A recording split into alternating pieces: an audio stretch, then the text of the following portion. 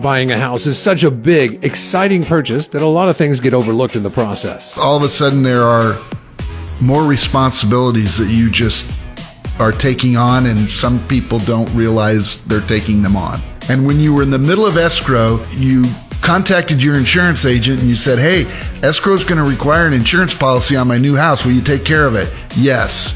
And that's the only conversation most people have with their insurance agent. That's very true. It's something that even the most experienced real estate professionals can overlook as time and inflation marches on. So you bought your house for how much? $585. And you had a loan for, I think you said $3.5, $350? $3.5, yeah. And you remember about what you insured your house for at the very start? I think it was, to be honest with you, I think it was $385 originally. Okay. So you have an insurance policy for $385 that maybe has gone up a little bit over the years. What did you say? 4 1/4. And 2,100 square feet, you told me? What do you think it'd cost to build a 2,100 square foot house that had been reduced to ashes? Probably looking at $800,000. So you're above $800,000 and you got $425 of insurance. What would you do next?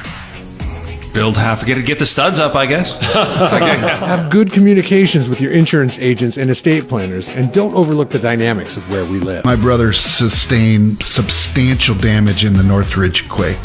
For him, the way he was able to repair his house was through low interest FEMA loans, but it was $250,000, $260,000 in additional loans on top of his mortgage that he already had. Wow. It strapped him to the max. Yeah.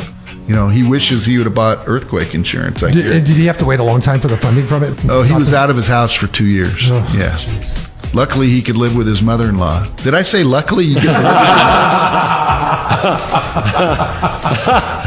That's the best insurance pitch I've ever heard right there. I'm going to definitely get more earthquake insurance. So you buy your house. Now what do you do? Or maybe you bought your house 10 years ago. What do you follow up on? Here's the host of the Slow County Real Estate Podcast with Hal Swayze, James Bueno. Welcome to the Slow County Real Estate with Hal Swayze podcast. As always, we have Hal Swayze. Hello, with us. James. Thank you. We have Mr. John Turner, JT. Hey, James. And J. Pete, as always, is with us. James. All right, so kind of a hot topic that we didn't think was going to be super hot, and we couldn't stop talking about it before the podcast actually started. I just bought a house. Now what? What do I do? Thank you, realtor. Thank you, really. Yeah. Thank Hal Swayze. Right. So I think we were talking a little bit about protection of the house, which we don't think about often. Boy, if something happened to one of the owners, God forbid, but that happens, passed away or whatever, have you protected yourself that way? If something that happened to the house, how do you protect yourself? So besides, picking out carpet and drapes and repainting, there's some other things to speak to. And we're fortunate because we got somebody who spent 40 years? 38. 38? 38. I'm going to call that 40. Yeah. 40 years in the insurance business. So John, you bought many houses. You've been through the process. You see what our clients do. They get their insurance. Then what mistakes do they make?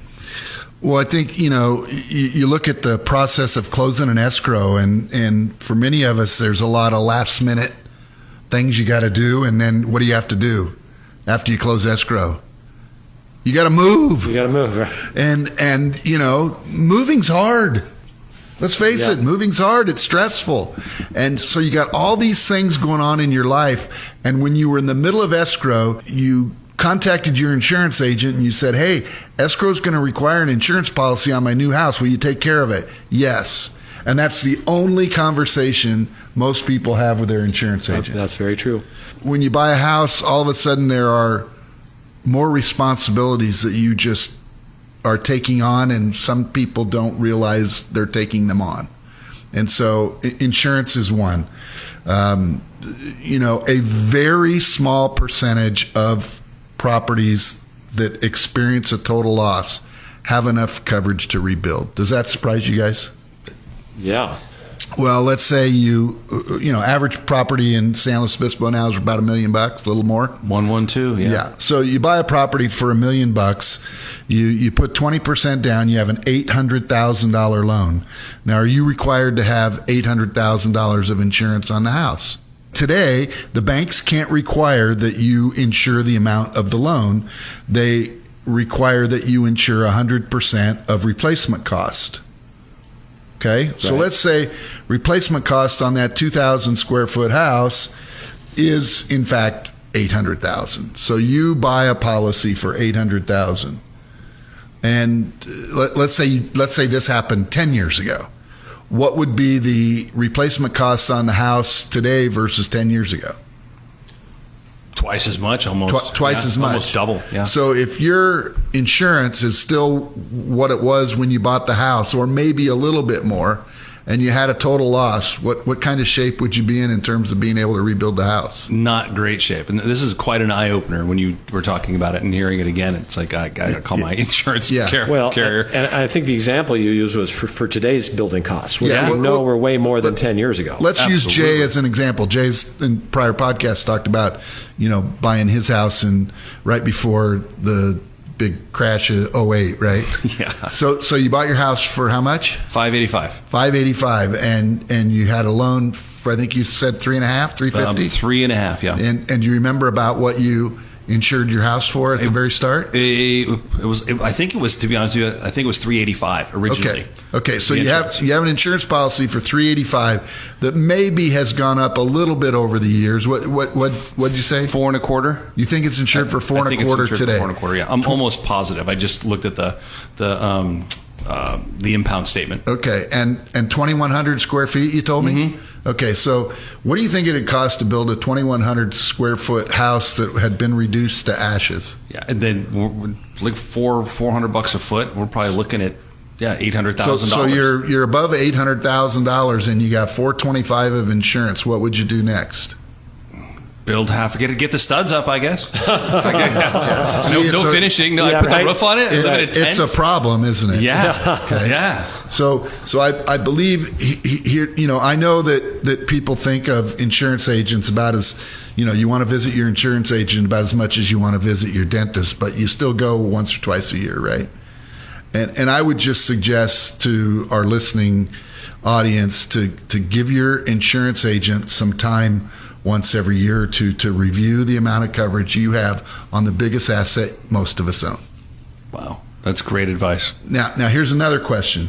That means I got to go review my insurance. Yeah. Do it as soon as I And get hey, home. I didn't just buy a house. Yeah, It's and been you a got to while. go to the dentist too. Well, that's If you lived in the Midwest, would you buy tornado insurance? Absolutely. Yeah. Sure. Yeah. How many people in California do you think own earthquake insurance? Not much. I couldn't tell you. 10% or less? If we experience something worse than the quake we had in Paso back, 20 years ago now? 2004 or something like that. I think that was. Yeah. I wonder how many of us would be in position to take care of the damage to our homes. Now, we're building better homes today to withstand earthquakes more than we did 50 years ago. So I let my location, because we bought a house in Paso, and I pay attention to geology somewhat, and I know that these things can happen about every 20 years in that area, and we're about at that timeline right now with the earthquake. So when I got the solicitation from my insurance company for the earthquake insurance, I was like, yeah, go ahead and sign me up for it, but I gotta be honest with you, like the deductible on it is like $60,000, but still it's going to get me something to work with, and I can scrounge that up if I need to in order to pay for whatever happens to the house if it crumbles down.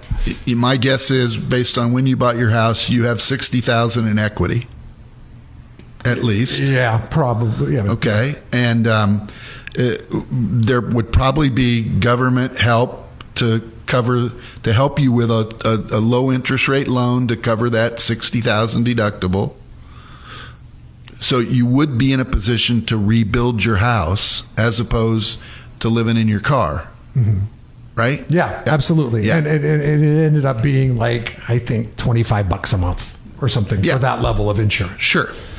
which is worth it at that point. But John, so we've never seen big earthquake losses here necessarily. But if you have a 2,000 square foot house and there's an earthquake, so I can see like old pictures in San Francisco earthquake. So the roof kind of crumbles in or something. And if it's going to cost $400 a square foot for that house to rebuild it, that's $800,000. If I get $60,000 deductible, that means I still got $740,000 to build my house.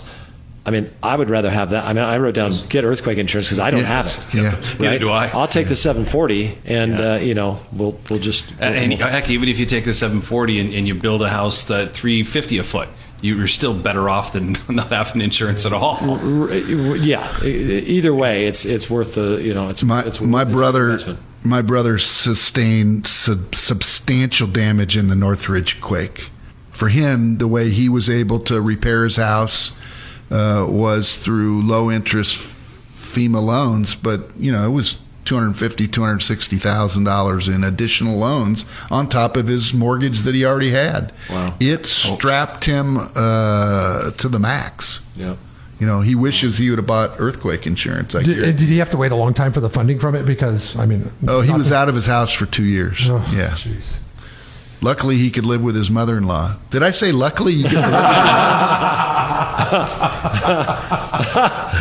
That's the best insurance pitch I've ever heard right there. I'm going to definitely get more earthquake insurance. Now, there's another piece of the insurance puzzle that I think people neglect or forget to discuss with their agent. And Hal alluded to it a few minutes ago. So Jeff and Becky buy their house together, and you know, they're relying on both incomes to afford the house, to make the payment. And unfortunately, one day something happens to Jeff, and now the family's income is reduced to one income. When you buy a house, most of us buy it with a partner. Don't we owe our partner the protection of, if something were to happen to me, that she gets to keep the house? You know, so to have enough life insurance to at least cover the mortgage. That's not enough life insurance, but at least it gives the family a roof over their head. So I think that's another area that people, you know, who wants to talk about life insurance anyway? They would rather go to the dentist, right? Definitely. But I think it's an area that you owe your spouse, you owe your children, you know, that responsibility to take care of that. So John, and again, you 40 years in this business, you know a lot about it, but this is not an insurance show. But is there a benefit to like getting just straight mortgage insurance that pays your mortgage off, or life insurance? Or, I mean, do you have an opinion on that? Or yeah, I do. Yeah. Mortgage insurance is just life insurance, usually through the mortgage company. Okay. Mortgage company partners with a life insurance company to provide that coverage.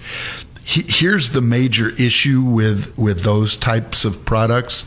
There are a couple issues. First, if you do that, make sure that the mortgage the lender, the mortgage company, is not the beneficiary. Make sure your family is, so that they get the money and they get to decide what to do with it. And secondly, when you do that, if you were to ever go and refinance the house and pay off the old mortgage, you're also getting rid of the old mortgage insurance. It automatically cancels. But you didn't get rid of your loan, you refinanced it to another mortgage company. So I would recommend you go to your local agent where you can buy a policy that's portable. And what I mean by portable is that policy goes with you and not the loan. Okay. Well, this has been as exciting as it can get, right? Insurance, but it's just smart. Nobody likes to talk about it, but hey, you know, you do not want to risk your most valuable asset, and insurance is a great way to protect it, either for your house or yourself. Now, the other thing that happens, and we're really getting on a downer here, is so if something happens to one of the owners, do you have a will? Do you have a trust? And so, you know, I mean, Jay, a lot of people as they get ready for closing, it's like joint tenants in common, you know, whatever.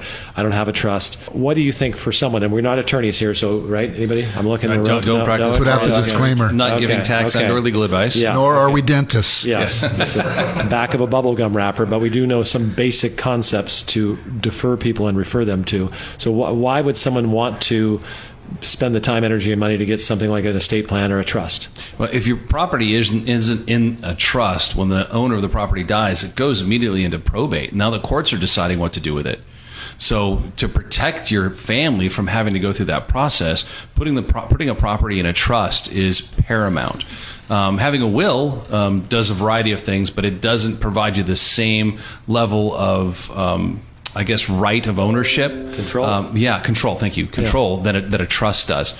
Everybody who owns a piece of real estate should put and that has heirs or a spouse or somebody in their life should put the property in the name of a trust. I understand probate is not cheap and it takes a long time. So not only you lost a loved one, but now you're waiting for the courts to make and it costs you a lot of money. Yeah, right? To make decisions about your home. Who wants to do that after losing a loved one? And the courts today in this county, I know from experience on probate, are backed up. So Months. An attorney I'm working with currently, my wife and I were helping out an elderly woman who just passed and helping her family. And he said, we won't even get to probate court for a year. Oh my gosh. Wow. Yeah. To our new home purchasers or not even new home purchasers, insurance is important. Having and setting up a trust is important. Okay, there's a lot of great trust attorneys in this county that can help people with that. A lot of ways to go, but that's a super important thing to protect for what most of us is our most valuable financial asset. If I can make an advertisement for the great trust attorneys that you talk about, Hal, I would say, if you own a piece of property, Jay, I'm with you. You should have a trust. Oh, yeah. If you have children, you should have a trust. Because if something happens to you, do you want the courtroom deciding what happens to your children, or do you want, do you want to be able to direct that in advance? Yeah. That's so. There's lots of reasons, not just property, to have a trust. Sure. So if you're in that situation, you're a parent, you're a property owner. Find a great attorney that you trust and get to work. Sage advice. Yeah. Usually sage advice comes from old people. Are you calling me old? Yes. a shaman of sorts. Yeah. Well, I am the oldest one in the room, so Right. okay. Oh. Hey, can we get going? Because I got to go to the dentist. Yeah, right. Can't wait to see my insurance agent. Yeah. Okay, what else? What else do I do? We just bought a house. What else do we got going on? Get up, look in the mirror, and congratulate yourself for making one of the best decisions you've ever made in your life. I agree. Home ownership. I agree, yeah. All right, gentlemen, thank you very much. If anybody wants JT's number, just give me a holler. I'll give it to him. No, I'm I'm semi-retired, James. totally joking. Gents, thank you very much. We'll see you next week. Thanks, James. Thanks, James. See you guys. Thank you for listening to the How Swayze podcast. Be sure to subscribe and rate this podcast. It comes out every Monday, so check for it in your feed for the latest information on the San Luis Obispo County market. The Slow County Real Estate with How Swayze podcast is available wherever you get your podcast and on howswayze.com, where you can find current listings and other real estate tips. Howswayze.com, that's HALSWEASEY.com. I am James Bueno, Director of Marketing for the House Swayze Group. If you're looking for anything real estate, give us a call, 805-781-3750. Hal Swayze is a licensed California real estate broker. DRE number 01111-911. The Slow County Real Estate with Hal Swayze podcast is a production of AGM Podcasts. Subscribe wherever you get your podcasts.